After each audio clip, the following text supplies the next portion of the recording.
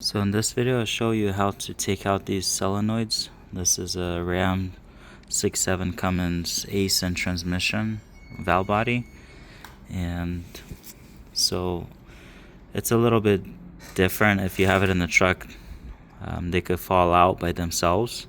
These little pins I'll show you in a second, but when I have it on the table like this, they're out. So it's kind of hard to get them out unless you flip them over, kind of like work it, but I found a little bit easier way to do it. So basically you take these out. So if you have it at this point, you're just gonna have two 10mm screws left. There's gonna be one right here. Take this little bracket out.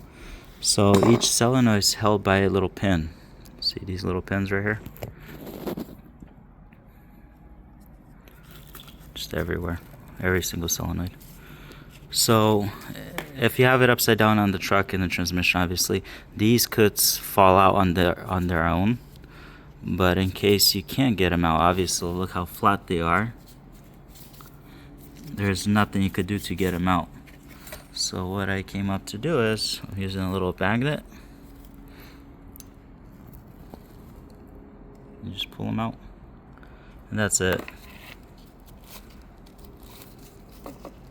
And then I didn't take this one out yet, but I'll force it with the flathead, just gonna pry it up a little bit and it will break loose.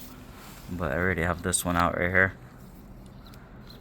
This one came off if you just flipped it over. This one was stuck. I didn't know how to get it out, so I just came up with the magnet, so that helped a lot. And if this video helped you, just leave a like and subscribe. Thanks.